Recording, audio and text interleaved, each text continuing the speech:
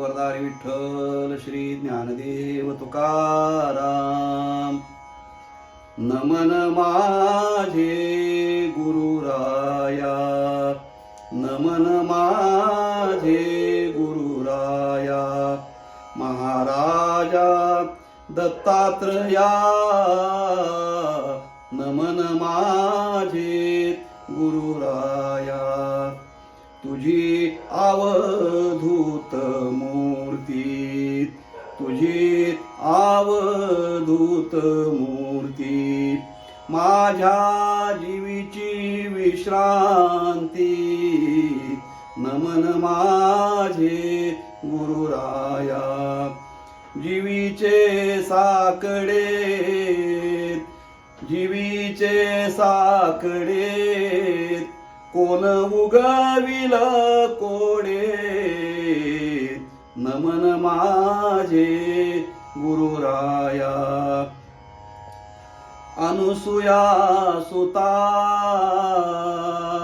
अनुसूया सुता, तुका म्हणे पाव आता, तुका म्हणे पाव आता, तुझी अवधूत मूर्ती, तुझी अवधूत मूर्ती. अवधूत चिंतन श्री गुरुदेव दत्त. नमस्कार मंडळी, अमृतबिंदू या आध्यात्मिक मराठी यूट्यूब चॅनलवर दत्त जयंतीच्या या विशेष भागामध्ये आपले सहर्ष स्वागत आहे. मंडळी, आजचा पर्वकाळाचा दिवस आहे. भगवान श्री दत्तात्रयांचा आज असणारा जन्मदिन, जयंती किंवा अवतार दिन म्हणून आपण त्याला, तो आज आहे. तेव्हा आपणा सर्वांना त्याच्या हार्दिक शुभेच्छा. मंडळी, भगवंताचे अनेक अवतार झाले. त्या अवताराची कारणमीमांसा जर आपण बघितली तर गीतेमध्ये भगवंताने सांगितलेलं आहे, यदा यदा हि धर्मस्य ग्लानिर्भवति भारत अभ्युत्थानम धर्मस्य तदात्मानं सृजाम्यहम्. धर्माला ग्लानी येते, अधर्माचा त्यावेळेला त्या ठिकाणी सुळसुळाट होतो आणि सज्जनांचा उपहास केला जातो, उपमर्द केला जातो. त्यावेळी भगवंत अवताराला येतात. आपण भगवान विष्णूंचे 10 अवतार प्राधान्याने हेही आपल्याला माहिती आहेत. काही अवतार भगवान शंकरांनी घेतले हेही आपल्याला माहिती आहे. या सगळ्यांची जवळजवळ कारणे एकसारखीच आहेत. परंतु मंडळी, एक दैवत असा आहे, एक अवतार असा आहे, तो या सगळ्यांच्या पेक्षा फार वेगळा अवतार आहे. कसा वेगळा आहे आपल्याला सांगतो. भगवान श्री दत्तात्रय हा जो अवतार आहे, त्या भगवान शंकरांच्या अनेक अवतारापेक्षा, भगवान विष्णूंच्या अनेक अवतारापेक्षा हा वेगळा आहे. कारण या दैवताचं वैशिष्ट्यच असं आहे की हा कुणाच्या निर्दलनाकरता किंवा कुणाला मारण्याकरता, अभक्ताला, दुर्जनाला, राक्षसाला मारण्याकरता हा अवतार झालेला नाही. एक वैशिष्ट्य. दुसरं वैशिष्ट्य असं की ज्ञानमार्गाने जाणाऱ्यांना सुद्धा दत्तात्रयांचा त्या ठिकाणी अनुभव येतो, योग मार्गाने जाणाऱ्यांच्या करता दत्तात्रयांचा अनुभव येतो, आणि भक्ती मार्गाने जे जातात त्यांनाही दत्तात्रयांचा अनुभव येतो. तिन्ही मार्गातल्या उपासकांच्या करता दत्तात्रय आराध्य आहे. ज्ञान मार्गाने जे दत्तात्रयांच्याकडे जातात त्यांच्याकरता तो ज्ञानाचा सागर आहे. म्हणून तर गुरुदेव अशा प्रकारची पदवी त्यांना प्राप्त झालेली आहे. अखिल विश्वाचे गुरु ही दत्तात्रयांना उपाधी प्राप्त झाली. ज्ञान मार्गांच्या करता ते ज्ञानाचे सागर आहेत. योग मार्गाने जे जाणार आहे दत्तात्रयांच्याकडं, त्यांच्याकरता योगाचे ते शिखर आहे. हिमालयाचं शिखर आहे योग, दत्तात्रय म्हणजे योगाचे. कारण महान योगी असं त्या ठिकाणी ज्ञानोबारायांनी त्यांचं वर्णन केलेलं आहे. ज्ञानोबाराय दत्तात्रयांचं वर्णन करताना असं म्हणतात, एक योगी निराकारी, पहिलं मेरूच्या शिखरी. एक योगी निराकारी, मुद्रा खेचरी, प्राणायामी बैसला, प्राणायामी बैसला. ज्ञानोबराय म्हणतात, एक योगी निराकारी हा दत्तात्रय प्रभू हे फार मोठे योगी आहेत. आणि म्हणून योग मार्गाने जे जातात त्यांनाही दत्तात्रयांचा त्या ठिकाणी साक्षात्कार होतो. आणि तिसरा जो राहिला तो भक्ती मार्ग म्हणजे उपासना मार्ग. उपासना मार्गाने जी दत्तात्रेयांना शरण जातात त्यांच्याकरता तर दत्तात्रय प्रभू हे एखाद्या बाळकाला प्रेमानं जवळ घेऊन कुरवाळणारी जशी माय असते तशी दत्तात्रय प्रभू हे भक्तांच्या करता, भोळ्या बाबड्या भक्तांच्या करता माऊली आहेत. म्हणून हे दैवत हे सर्व मार्गाने दत्तात्रयांच्याकडे जाणाऱ्याला आराध्य अशा प्रकारचं दैवत आहे. हे या देवाचं वैशिष्ट्य आहे. दुसरं वैशिष्ट्य असं की दत्तात्रय हे दैवत 3 देवांचं मिळून एकत्रीकरण असणारं दैवत आहे. 3 देवांचा याचा अर्थ त्रिगुणांचं एकत्रीकरण आहे. सत्व, रज आणि तम. भगवान विष्णू सत्वगुणाचे आहेत, भगवान शंकर तमोगुणाचे आहेत आणि ब्रह्मदेव रजगुण प्रधान आहेत. पण त्या तिन्ही गुणांचं एकत्रीकरण म्हणजे दत्तात्रय आहे. जसं नाथ महाराजांनी आरतीमध्ये वर्णन केलेलं आहे. त्रिगुणात्मक त्रयमूर्ती दत्त हा जाना, त्रिगुणी अवतार त्रैलोक्य राना, नीती नीती शब्द समाधीनये ध्याना, सुरवर मुनिजन योगी समाधीनये ध्याना. जय देव जय देव जय श्री गुरुदत्ता. नाथ महाराजांनी वर्णन केले त्याप्रमाणे त्रिगुणांचा अवतार असणारे दत्तात्रय आहे. हे या दत्तात्रयांचं वैशिष्ट्य आहे. दुसरी गोष्ट, दत्तात्रय देव हे असे आहेत की त्यांना स्मर्तृगामी असं म्हटलेलं आहे. स्मर्तृगामी या शब्दाचा अर्थ काय की स्मरण करता क्षणी तात्काळ भक्तांच्या हाकेला धावून येणारं दैवत. इतर दैवतांच्या पेक्षा कळवळ्यानं भक्तांनी जर दत्तात्रयानं हाक मारली तर हाक मारता क्षणी त्यांच्यासमोर प्रगट होणारं दैवत हे दत्तात्रय आहे. म्हणून त्यांच्या नावामध्येच दत्त आहे. दत्त या शब्दाचा वापर आपण मंडळी व्यवहारामध्ये कसा करतो आपल्याला माहिती आहे. बघा, एखाद्याची आपण आठवण काढावी आणि आठवण काढता क्षणी ती व्यक्ती आपल्या समोर असावी, प्रगट व्हावी, यावी, त्यावेळेला आपण त्यांना सहज म्हणतो, अहो आत्ताच तुमची आठवण काढली आणि दत्त म्हणून तुम्ही उभे राहिलात. याचा अर्थच असा आहे की दत्तात्रय हे स्मरण करता क्षणी आपल्यासमोर व्यक्त होतात. असं अनेक गुणानं वैशिष्ट्यपूर्ण वेगळा असणारं हे दैवत, त्या दैवताचा आज असणारा जन्मोत्सव आहे मंडळी. त्या भगवान दत्तात्रयांच्या जन्मासंबंधीची जी कथा आहे त्याचा आपण थोडासा विचार करूयात. कथा सर्व परिचित आहे, पण मला या मंडळी या कथेतून काही वेगळे थोडेसे मुद्दे मांडायचे आहेत. आपण थोडं ते लक्ष देऊन ऐका. सर्वांना माहिती आहे की पार्वती माता, लक्ष्मी माता, सावित्री माता ह्या एकत्र असताना काहीतरी समारंभाच्या निमित्तानं एकमेकींच्या मध्ये त्या ठिकाणी थोडासा वाद निर्माण झाला की मी श्रेष्ठ, तू श्रेष्ठ, तू श्रेष्ठ. त्या क्षणी नारदमुनी तिथं हजर झाले आणि या तिघींनी म्हणून नारदांना जज बनवलं, न्यायाधीश बनवलं. नारदमुनी, तुम्हीच आमचा न्याय करा की आम्हा तिघींमध्ये कोण श्रेष्ठ आहे. तेव्हा नारदमुनींनी, आता नारदांचा स्वभाव आपल्याला माहिती आहे, सरळ मार्गाने एखादं कार्य करतील तर ते नारदमुनी कसले. नारदांचा स्वभाव असा आहे की नारदमुनी हे कळ लावण्यामध्ये प्रसिद्ध होते. पण कळ लावण्यामध्ये 2 प्रकार आहेत बरं का मंडळी. एक, जगाची कळकळ अंतःकरणामध्ये धारण करून कळ लावणारे नारदमुनी होते की ज्यांनी लावलेल्या कळीमधून चांगलंच निर्माण होत होतं काहीतरी. प्रत्येक वेळा ज्या वेळेला कळ लावली नारदांनी त्यावेळेला त्यातून चांगल्या गोष्टी निर्माण झाल्या. तुम्ही आम्ही कळ लावतो ते एकमेकाच्यात वितृष्ट निर्माण करण्याकरता, भावाभावात भांडण निर्माण करण्याकरता, घराची फोड करण्याकरता अशी माणसं कळ लावतात. त्याचा परिणाम असा होतो. परंतु नारदांचं तसं नव्हतं. नारदांनी जी कळ लावली ती गमतीशीर लावली. त्या तिघींना नारदांनी सांगितलं, म्हणे हे पहा देवीनो, तुम्ही माझ्या माता आहात. आता तुमच्यामध्ये कोण श्रेष्ठ आणि कनिष्ठ हे मी सांगू शकत नाही, परंतु एक सांगतो की तुम्हा सर्वांच्या मध्ये किंवा सर्वांच्या पेक्षा अजून एक व्यक्ती माझ्या दृष्टीनं श्रेष्ठ आहे. या तिघींना आश्चर्य वाटलं की आम्ही प्रमुख देवी असून आमच्यापेक्षा आणखी कोण मोठा आहे, श्रेष्ठ कोण आहे. नारदा, खरं सांगा ती व्यक्ती कोण आहे. म्हणजे या मृत्यू लोकामध्ये पृथ्वीवरती आत्री मुनींच्या आश्रमामध्ये आत्रींची जी पत्नी आहे अनुसूया माता, ती तुम्हा तिघींच्या पेक्षा श्रेष्ठ आहे. आता इथं मंडळी कथाकार फार गमतीनं बऱ्याच गोष्टी सांगतात. मला तो बाकीचा विस्तार करायचा नाही. आपल्याला महत्वाचा मुद्दा बघायचा आहे तो हा की नारदाने कळ अशी लावली आणि मग त्यानंतर त्या तिघींच्या ठिकाणी संताप निर्माण झाला आणि मग त्यांनी आपापल्या पतींना म्हणजे ब्रह्मदेव, भगवान विष्णू, भगवान शंकर या तिघांना त्यांच्या तिघी पत्न्यांनी असं सांगितलं की तिचं जे सामर्थ्य आहे तिचं सत्वहनन करून या, तिचं सामर्थ्याचा जो काही प्रभाव आहे तो आमच्यापेक्षा उंच असता कामा नये, असं काहीतरी तुम्ही करून या. अशा प्रकारची कामगिरी आपल्या पतींना त्या तिन्ही देवींनी सांगितली. आता स्त्री हट्ट, बाल हट्ट आणि राज हट्ट याच्या पुढे माणसाचं काही चालत नाही. अगदी जगामध्ये किती जरी मोठा मनुष्य असला, आपल्याकडे मराठीमध्ये एक म्हण आहे, सगळ्या जगाला भारी पण बायकोला आरी, अशा प्रकारची म्हण आहे. त्यामुळं गमतीचा भाग असा की त्या तिन्ही देवांनी मान्य केलं. अर्थात त्यांना माहिती होतं पुढं काय होणार आहे ते, परंतु हे लीला दाखवायच्याच होत्या भगवंताला, नारदांना.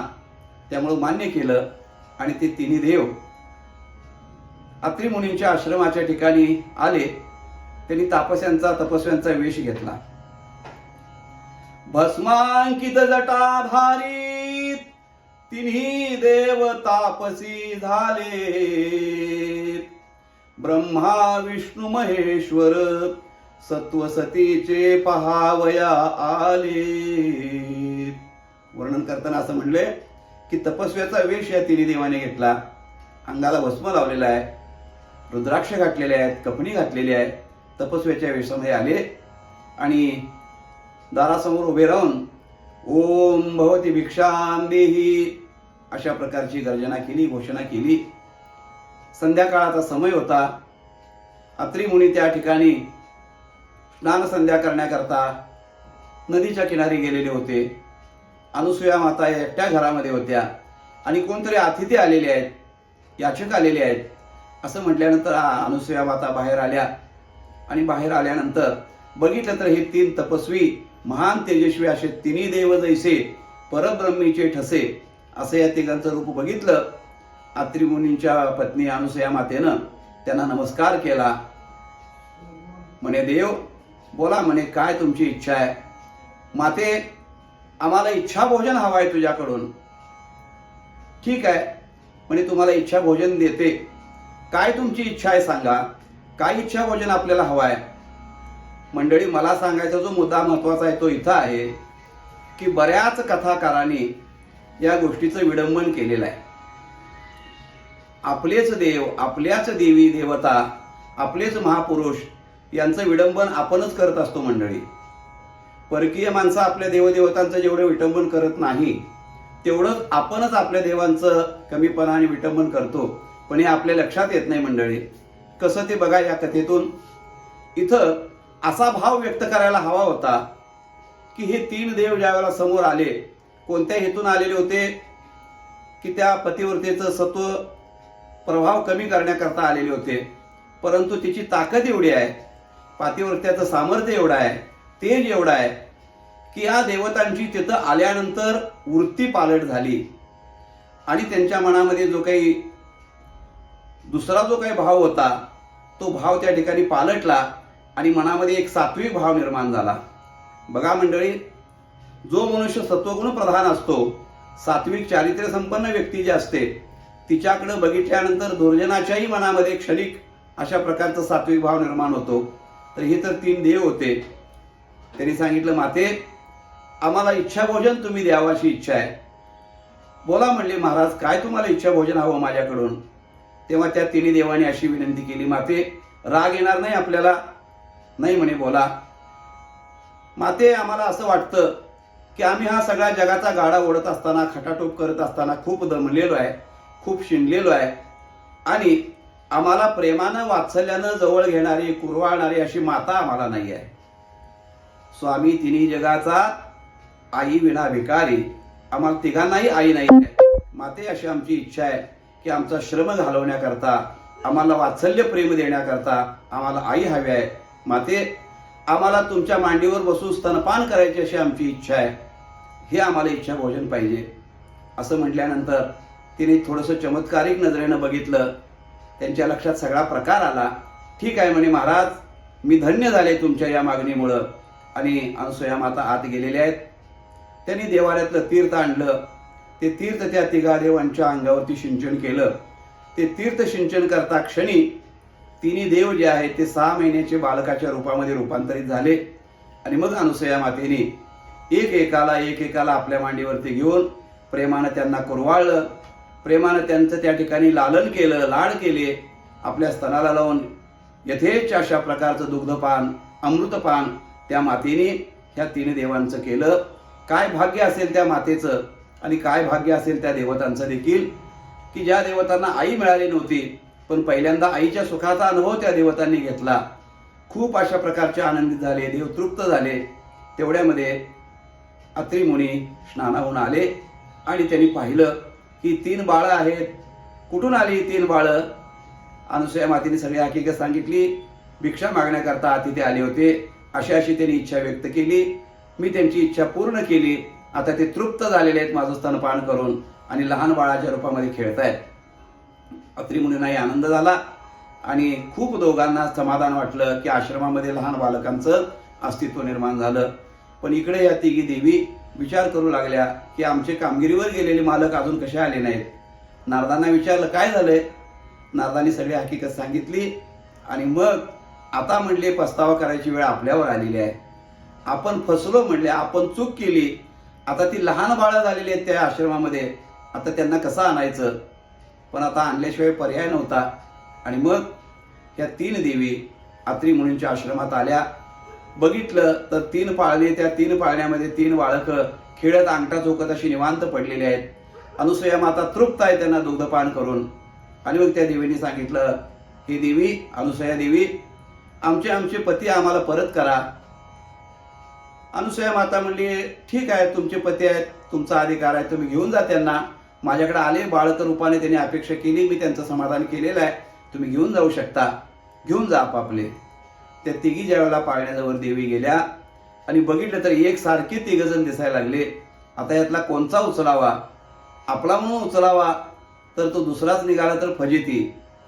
मोठ्या संकटात सापडल्या आणि मग शेवटी अहंभाव सोडून, अहंकार सोडून त्या मातेच्या पायावरती दंडवत केलं. सांगितलं, हे अनुसूये, तू श्रेष्ठ आहेस, तू महान प्रतिवता आहेस, तुझा अधिकार खूप मोठा आहे. आम्ही तुझी परीक्षा घेण्याचा प्रयत्न केला पण आमची चूक झाली. आता आमच्यावरती क्षमा कर आणि आमचे पती आम्हाला परत होते त्या स्थितीमध्ये दे. अनुसूया मातेने पुन्हा एकदा तीर्थसिंचन त्याच्या अंगावरती केल्यानंतर होते तसे 3 देव त्या ठिकाणी व्यक्त रूपात प्रगट झाले. आणि मग अत्री मुनींना आणि अनुसूया मातेला त्या 3 देवांनी माते म्हणून, आई बाबा म्हणून त्या दोघांना नमस्कार केला. त्यांचं जीवन धन्य झालं. आणि मग या ठिकाणी कैलास, सत्यलोक, वैकुंठाला हे 3 देव निघाले. तेव्हा अनुसूया मातेच्या नेत्रामध्ये अश्रू त्या ठिकाणी दाटून आले. म्हणले 5-6 महिने तुम्ही माझ्या आश्रमामध्ये बालक म्हणून होता, मला आनंद दिला, वात्सल्य प्रेमाचा अनुभव तुमच्यामुळे मी घेऊ शकले, पण आता माझा आश्रम रिकामा पडणार, आता काय करायचं? तेव्हा त्यांनी सांगितलं, माते तू आम्हाला तृप्त केलेला आहेस, आम्हाला जगामध्ये जे मिळालं नव्हतं आतापर्यंत ते मातेचं सुख आम्हाला तू दिलेलं आहेस. माते तुझी झोळी आम्ही रिकामी ठेवणार नाही. आमच्या 3 देवांच्या रूपाने एक देव त्या ठिकाणी अवताराला येतील. भगवान शंकराच्या रूपाने दुर्वासुनी अवताराला येतील, दत्तात्रयाच्या रूपानं आणि 3 देवांच्या एकत्रित सामर्थ्याच्या रूपानं विष्णू अवताराला येतील आणि रजोगुणाच्या रूपानं चंद्र अवताराला येईल, असा आशीर्वाद दिला. 3 देव आपल्या स्वस्थानी निघून गेले. यथावकाश देवांच्या वरदानाप्रमाणे अत्री मुनींना दुर्वासही पुत्र झालेले आहेत. त्यानंतर आजचा जो दिवस आहे तो मार्गशीर्ष शुक्ल पौर्णिमा. आजच्या दिवशी भगवान दत्तात्रयांचा अवतार अत्री मुनींच्या आश्रमामध्ये गुरुवार, मार्गशीर्ष महिना, शुक्ल पौर्णिमा असं नाथ महाराजांनी वर्णन केलेलं आहे.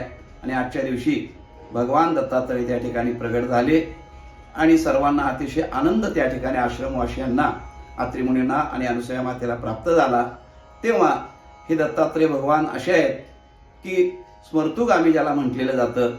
आणि अत्री आणि अनुसूया यांच्याच पोटी अवताराला का आले तर अत्री म्हणजे त्रिगुणाच्या पलीकडे जे गेलेले आहेत ते अत्री आहेत आणि अनसूया म्हणजे असूया जिच्या अंतःकरणामध्ये नाही, सर्वांच्या विषयी समभाव आहे, मत्सरभाव कोणाविषयी नाही, असं ते असणारं जोडपं. धन्य ते अनुसूया माता, धन्य ते अत्री मुनी की ज्यांच्या पोटी दत्तात्रय भगवंताने अवतार घेतला. अशा दत्तात्रयांची आज मंडळी जयंती आहे.